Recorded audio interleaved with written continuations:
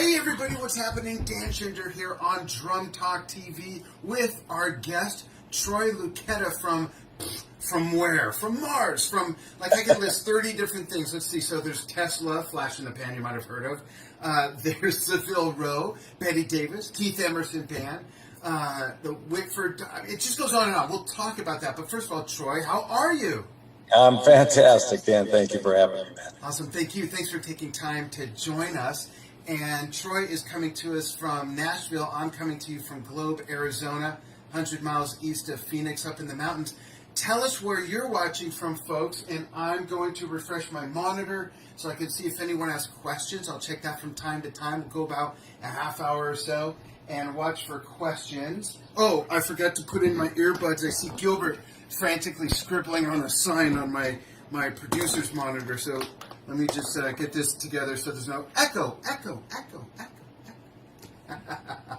Okay, cool. All right. So, Troy, there's so much to always talk to you about.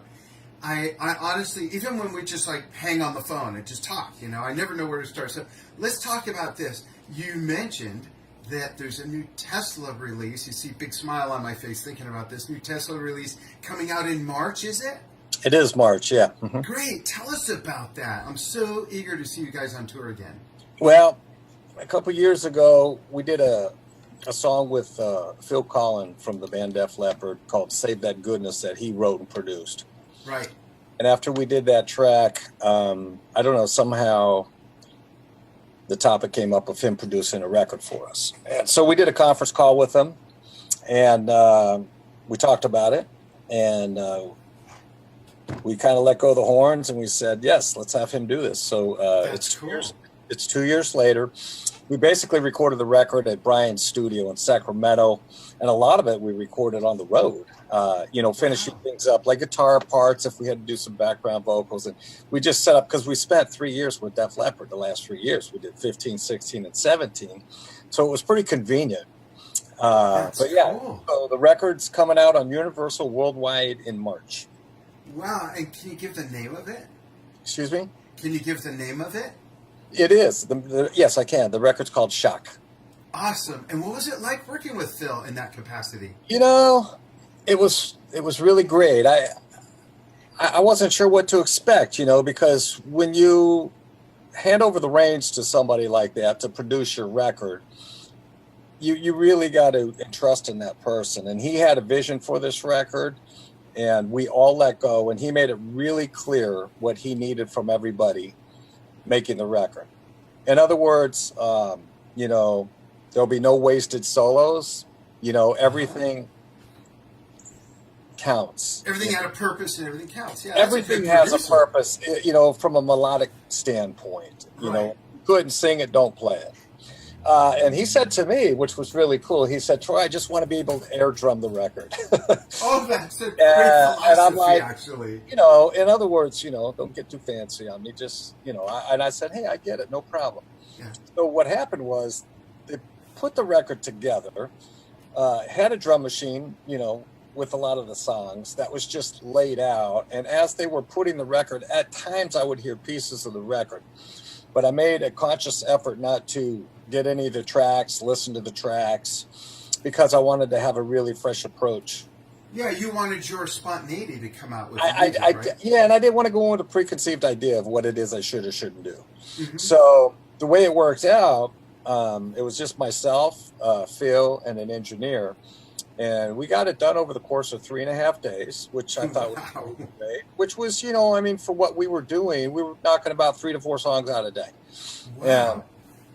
Which was really great, because I didn't know if we were going to really labor over this thing. And he had definitely things that he wanted, but he was definitely flexible enough to capture if I had something I hadn't planned, or there was a moment to be had, he would let that moment happen, which that's I thought cool. was great, because I was like, well, I know that's probably not what you expected, but he's like, you know what, that was great. Let's keep that, Interesting. So, and did you, go ahead. I'm sorry. I was just going to say, I hadn't played any of the songs at all until I sat down and recorded them. That's crazy, and still got it done in 3.5 days, about 4 songs a day. You know, I mean, making music and making records for the most part can be simple. You know, we can labor over them, and then if there was the band involved and we all would have been in there working, it could have been much longer, you know, but it was just myself and Phil, you know, so and he's got all that Mutt Lange experience, so right. Well, I'm curious of a couple of things. One, had you worked with the engineer before? This engineer no, I hadn't. Okay, so the engineer is new, the producer is new. Did you see anything in the mechanics of the recording process that was new to you? Did Phil want the drums mic'd any differently? Were any mics used that you've never used before? Did you do any different things with your tuning or your heads? Was there something new about the process other than the discipline of it? I think there was just a couple songs that required for me to have, like, you know, a little bit more melodic as opposed to just a 13, 16, 18 bottom kit. I think I went 10, 12, or it might have been 10, 13. I think it was 10, 12. Actually 14, 16 it might have been. Cool. 22 inch kick. Yeah, awesome. So that must be exciting. Looking forward to a new album that has taken a long time to put together, but wasn't very laborious, really, right? I mean, you know, no, it wasn't at all. It was, you know, I mean, flushing out the songs and writing the songs and getting them to where they were ready for me. I mean, since Pyromania, as I understand it, you know, because Mutt Lange did all the programming, all those records. I mean, you know, from Pyromania on, they've been programmed, and the drums were always the last thing to go on the record, so they could just take and manipulate every feel and everything just to wrap around a vocal or a hook or whatever it was. And if you listen to those Def Leppard records, you kind of get that. Now we didn't do exactly that, but I think there was a compromise, Tesla being who we are and him, you know, you got to strike a balance, you know. But I will say this, man, the record sounds great. It might be one of the best sounding records we've ever had. It really does sound really, really good. Ronan, who mixes front of house and did the last Def Leppard record, actually mixed the record. And there's definitely, Phil's on the record with us. Yeah, he's singing, and I mean, it's like, well, yeah, you can hear some Leopard in it, but I don't know that it's a bad thing. I think it's just, it's a little different. I hope everybody digs it, you know? That's cool, and that answers what I was going to ask next is, can you hint to what might be different and or the same as the last few albums you've put out? And I think you just did that, actually. So it sounds like it's going to be something that's real fresh, but absolutely, if you had your eyes closed, you'd know this is Tesla. You know? Yeah, absolutely. Yeah, you'll hear it. I mean, a buddy of mine, I had played it for, it's funny, he goes, you know what your record is? I'm like, nah, what is it? He's all, your record's like Def Leppard, Aerosmith, and Tesla, all in one. If you stuck it in a blender, that's what you would have with your new record. That's not a bad cocktail, actually. Yeah, and I thought about it, and, you know, he was pretty right, man. It's you know, it's a little different, you know, but it's still Tesla, you know. That's cool. Really looking forward to hearing it and seeing it being performed. That's awesome. Great. What else is happening with you? I mean, you do so much stuff. You got Whitford Holmes, you got Seville Row. Well, the Whitford St. Holmes project kind of ran its course. You know, we did one record, we did a tour. Brad's, you know, busy again, and I don't know what's happening with Aerosmith. You know, he's back, you know, with the band, and Brad's at home. I talked to him recently, and, you know, I know they're getting ready to do a lot of work, you know, I think they're going to be hitting it pretty hard. So, you know, that was just a really awesome experience that was a big accident. You know, I was here in town and I just got a call to go jam with them, and I went and jammed with them a couple times in a rehearsal studio, SIR out here. And basically I was on a Friday, I was leaving for the weekend and I was getting ready to walk out of the studio, and we would do like 3-hour blocks and just jam. It was like being 15 again, man. That's what coolest thing about playing with those guys was it was just all about the music and the jam and I just like being kids. There wasn't a whole lot of talking going on. We would just kind of get in and we'd go and play. And then I was leaving on that following Wednesday for about 5 weeks. And Derek had already walked out of the building, and Brad was leaving. I go, hey, Brad, by the way, I'm getting ready to head out on Wednesdays. So it's been fun. I'll catch up with you guys when I get back. And he goes, well, hey, man, we got to talk, and he kind of left the building. And I was like, well, that was kind of weird. Okay. So I got a phone call from Derek on the way home, and he said, hey, can you go in the studio Monday morning with us? And I'm like, yeah, man, what are we doing? He goes, I don't know. We'll figure something out. I'm like, okay, whatever. So I went in. I got there at 10, set up. They showed up at noon. We started tracking. I figured I'd do a couple songs and get out of there, 3 or 4 o'clock in the afternoon. Well, we're doing just a couple takes on each song, just jamming through music. I'm basically just following them. We throw up a click, and we kind of talk about something, and we go after something, and it was full performance. And I started Monday, and Tuesday afternoon I was done. Wow. It was it was literally no more than 2 takes per song. I think we did one song with 3 takes, and there was one song we did 1 take on, and that was it. Wow. And that's how they wanted it, but I didn't know it was a record. I thought I just gave them some information, right. And I split. And then Derek calls me up, and he goes, hey, man, Brad's flipping out. He loves it. And I'm like, loves what, That's so funny. You show up at a jam, and they make a record out of it. That's great. it turned out really, really great. I learned a lot from those guys, because everything we think we need to do, and I think because of the production values and working with Brad and Aerosmith and making a record, I think they just wanted to get in and have some energy and capture it, and that's what it was. Yeah. So. And that's so good to hear that still goes on. There's everything from almost the opposite experience in a way. My muffins are ready. Did you hear that? It's always the opposite situation from your most recent experience, yet there's still a lot of stuff that goes on that was done like in the 60s. You get in a room and you just blast everything out. You lay it on tape, you print it, you release it, and that was it, And that sort of spirit captures live music without an audience, but it's the same process in a way. Very few overdubs, all that. We were all in the same room, so it was nice because I was in the same room with them. I wasn't in an ice booth, so right. It was cool. We just happened to get it. I guess it could have worked out the other way, but That's cool. Hey, I want to play a quick video, and I want to ask if folks, if you have any questions, let us know in the comments. And if you're into playing with other drummers, and really more importantly, if you've never done that, it is so much fun. And I want to fly in a clip actually from about 3 years ago of Troy and I playing together on when I had my big kit set up at our studio in Las Vegas. Here you go. Let's rewind it to the beginning. First, I was watching and I couldn't help myself.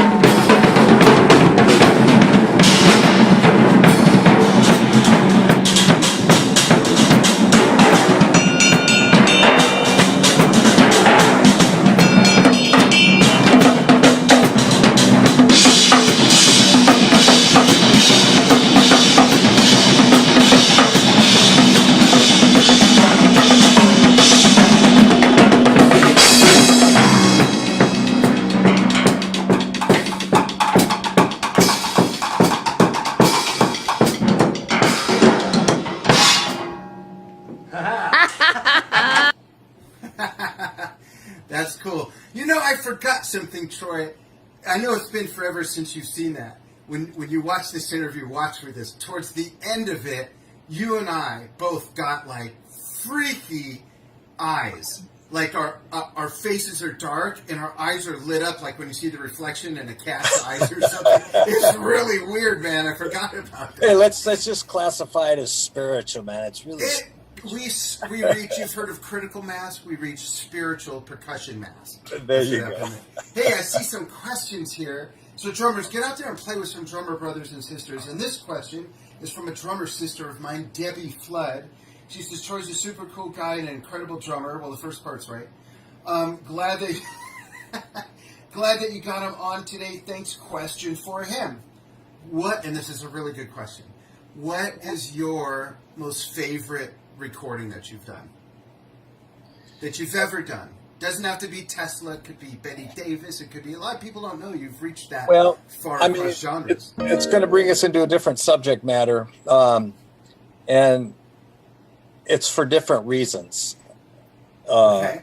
And you could give favorites for different reasons, yeah. Yeah, this is, I'm definitely proud of all the Tesla work that I've done, and I don't even know that I have a favorite in all of that. But when I think of the one thing that I've been able to achieve would be the Three Fates project with the late Keith Emerson. Yeah. That was definitely a highlight in my life. I could totally understand why. Musically, just working with such a legendary, path-blazing, composer, performer, musician, and he's just an all-around sweet guy. And I had never worked with an orchestra, and we recorded it with a 70-piece orchestra, and we were in Germany, and I sat in this ISO booth waiting for them to say, "Are you ready?" in another language. I mean, it was, when I think back of what it was, I mean, I was so out of the box on that, Mm-hmm. So that was my biggest blessing, for sure. That's neat. And there's something really, really interesting in that, is that you were maybe as far out of the box as you've ever been, and you cite it as one of your, if not the most amazing experience musically. That's really cool. Absolutely. Great. Let me check real quick, see if there's any other questions. Debbie Flip, thank you so much for that. Got a lot of hellos, and someone saw you open for David Lee Roth. Wow, you must have been like 17. That was a long time ago. Thank you. Keep going. That only makes me what? Yeah, 32. Yeah. Good morning from Nepal. Good morning, Ashish. Thank you, everybody, for joining us. Fred May up in Niagara Falls.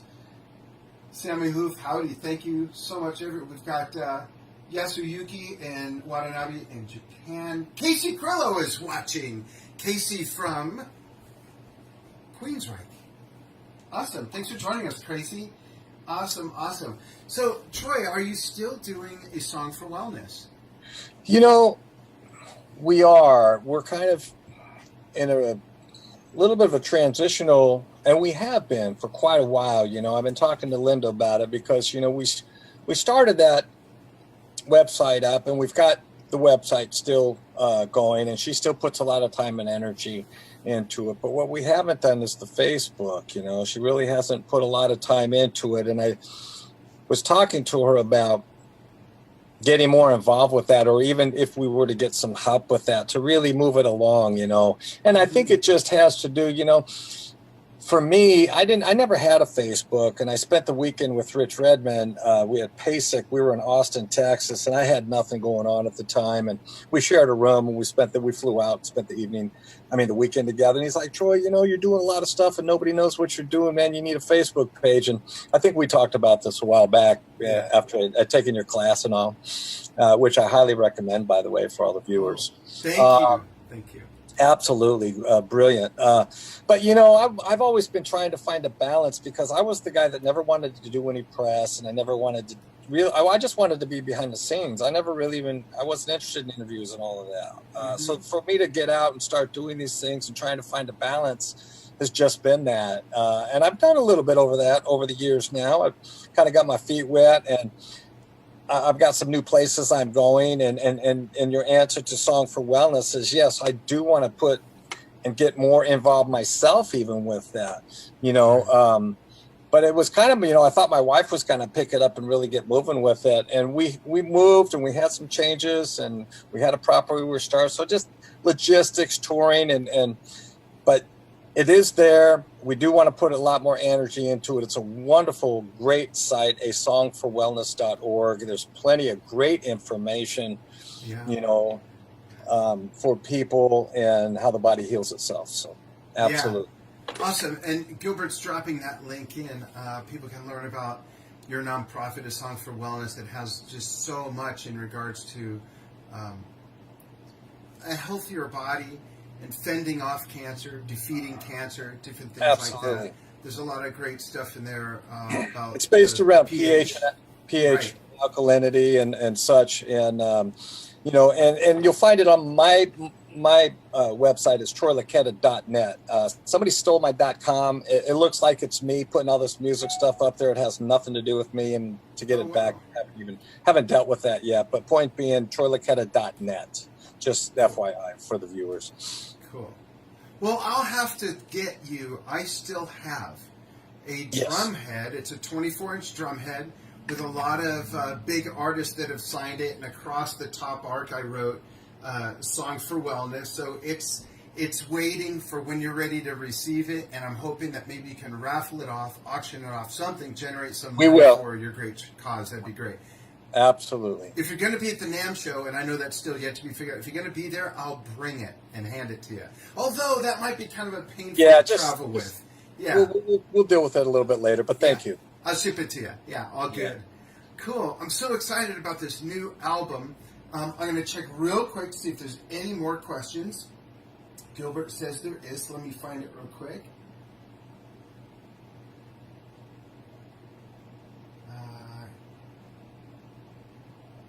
Debbie's asking to put the website out. Gil, I'm guessing you dropped it in already. Cool. Does Troy... Oh, this is a good question from Sammy Hoof. Sammy, tell us where you're watching from. Sammy's asking, do you have a go-to snare in the studio? And if you want to narrow that down to Tesla, or if you want to talk about different session work, however you want to answer that is fair game. Can you see it? Absolutely. What is it? I can see that it's wood. Is it birch? It is birch. Okay. And I did that kit right there. Here, matter of fact, let me just... Sure. I know my wood, man. I'm going to unplug you for a second here. Okay. But I can still hear you. Find a nickel for every time I heard that. Can you see this? Yeah. So this is my birch kit, and it's set up here at my house. Mm-hmm. And yeah, it really is. And I've done so many wonderful, great records with this drum set. And it's that snare drum has been my go-to, man. It's been wonderful. It's been really good. What are the dimensions, and what kind of heads do you have on it? Well, at this point, I've got an Evans.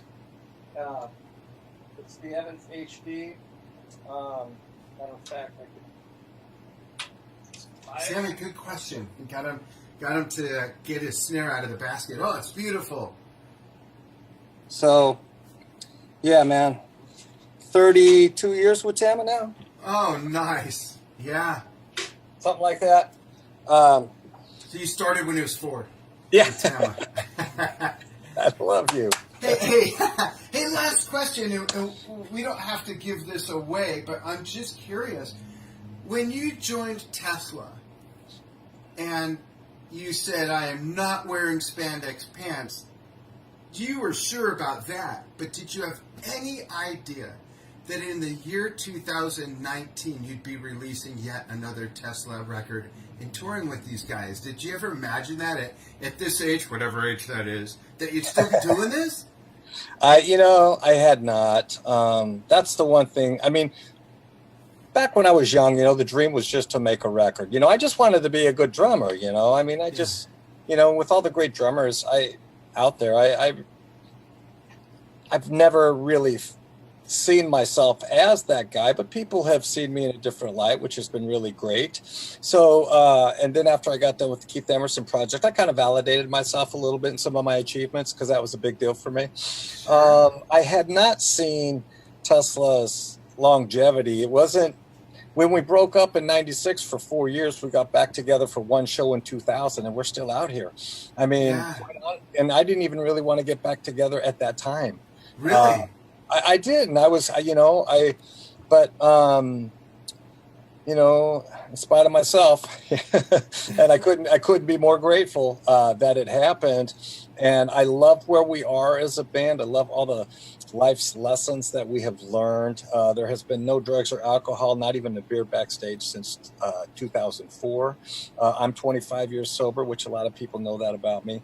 Yeah. So we figured out how to stay together, make new records, make new product, keep our fans engaged. We're still touring. We've got shows coming up in Europe. We did South America last December with, which was great because we hadn't been there. We did that with Cheap Trick and Deep Purple, which was really fantastic. And we're still playing a lot, and it's kind of like the band's a little bit reinventing ourselves, and it's not something that we're just rehashing always through the hits, because we are making new records. Right. There's it's a double-edged sword. They want to hear the hits. You gotta have all those staples, which unfortunately and fortunately becomes a good part of our set list. But because there's so many, but you do throw in some kind of obscure tracks and stuff. Yeah, absolutely. Awesome. We'll do like, a little 3-song, break it down. I push a little kid out to the front of the stage, acoustic show. We've got video now. I mean, the band has really upgraded the show. So if somebody hasn't seen the band in the last couple of years, you'll notice that, there's a little more going on today. It does look good. And, everybody's paying attention to what kind of clothes they're putting on and the whole deal. I mean, and that all came through Phil Collin. I mean, he busted the band's balls based. He really did. He said, what, you guys can't get out there and look like the road crew. People want to see rock stars. And, that's funny. And we never did any of that. But if you notice the dress of the band and how we look today, you'll notice that the band does look really good. Yeah. You'll notice that. And the band has always had such great stage presence. And you feel like you're friends with the band. Just the personalities and everything really ooze off the stage, which is really cool. You don't always get both those combinations, Right. One's usually inhibiting the other. But with Tesla, it's not like that. It's such a good show. It really is. Well, thank you. I don't know if you caught the other day. I had something that I'm steering into a little bit. I did my first high school. I don't know. I sent you a. I saw that. Yeah. Okay. Yeah, and the only reason I couldn't fly that in is because the original soundtracks, it would have gotten muted by Facebook. Well, I wasn't suggesting. That was for you, just to kind of. Okay. Yeah. Just to kind of let you know, and for myself, I was asked a couple of years ago to go speak actually it was last year, to go speak in Derby, Kansas. And I couldn't do it last year. There was a lot going on. And I got there this year, and I was asked to put together 20 minutes of playing and 20 minutes of presentation and 20 minutes of question and answers. And they asked me to talk about drugs. And I said, well, I'm sober a long time. Yeah, sure I do. So I put this program together. I went in and I put that together. And any rate, what happened through that was what you see was just I put some music together for the kids. There was no test. I had a 5-minute video, that showed who we were. And then I came out and I had the Derby drum line. They came up to the music department. I said, hey, if you can send the kids over, man, send them on over and we'll factor it into the show today. That was so cool, yeah. But any rate, it was a great experience. And my point is, it looks like I'm probably going to be getting out this next year doing a lot of high schools. It really went well. I'm putting it together. TroyShowsUp.com right now. I'm working on it. I'm putting some trailers together, little 90-second little clips and things. I will start posting here soon. And hopefully, I've been getting hit up by a lot of high schools. So I think that's going to work out. Great. So just FYI. It is a beautiful show. Yeah, Enjo and I watched it together. Of course, she knew more of the songs than I did. You played all kinds of stuff. It was great. Well, very cool. Troy, thanks so much for taking time with us. And thank you, everybody, from all over the world for joining us. And Troy, hang on with me for just a moment as I click out. Oh, there's one question. I have to see what the question is. I don't know if we have time. But let me see real quick.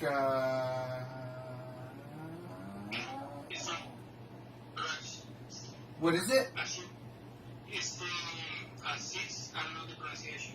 And what is the question? What do you put more in your monitor while recording? Oh, what do you put more in your monitor while you're recording? And let's take the last instance as the example. Excuse me? What do you put more of in your monitor when you're Well, recording? And you I could use try- the last session as an example.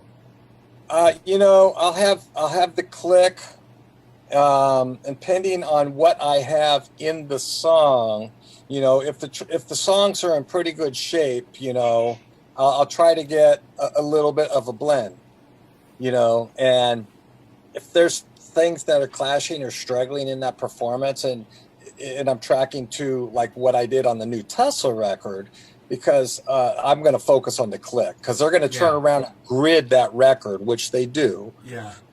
And then they're going to grid everybody to me. Yeah. That's just a process that happens. The Whitford St. Holmes record, it's all live, no gridding, it's just boom, it is what it is. Yeah.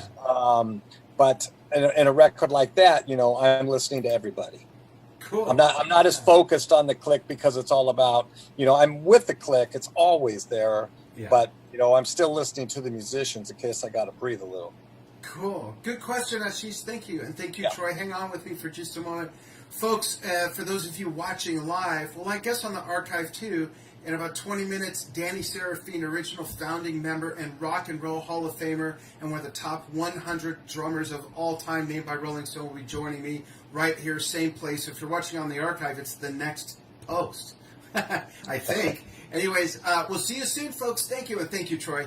Thank you for having me. Absolutely.